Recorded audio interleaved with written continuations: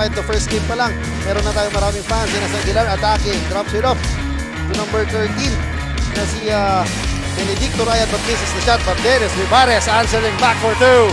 Ayan ang na-silencer. Another miss on the part of Salvacion. Ayan na, Vivares drops it off, Karurukan, bumps to number 24 na si Calleja, but he was fouled. It off to number 14 na si Calleja, but blocked by Lim. Vivares gives the ball to Karurukan and scores for two. Napakagandang 2 versus 2. Fan to grab the rebound. Gives the ball to Karurukan. Yan si Karurukan. Against two white shirts. Binigay kay Lim with a short stop. Bukit.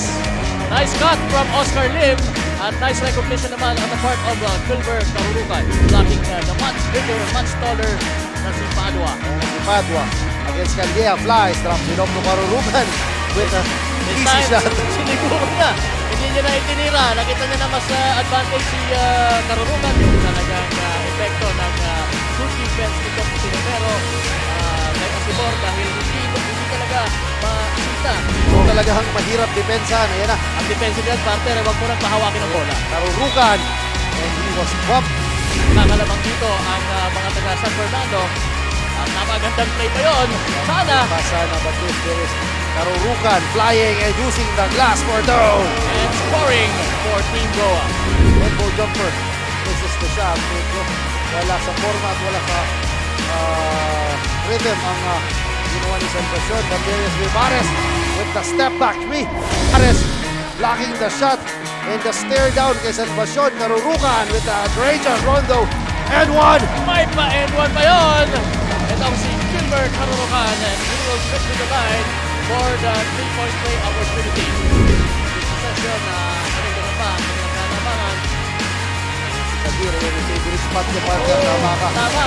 Yan talaga sa effective. Kadir pala is a veteran of so many leagues. Basketball games sa Dubai talaga. Tama. Kumbaga talaga.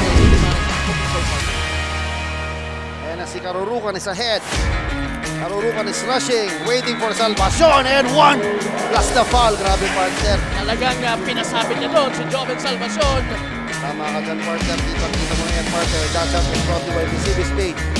Nagraray Islands, tinignan pa. Medyo nauna na siya. Sabi niya, sumakay ka pa. Ayan na nga partner.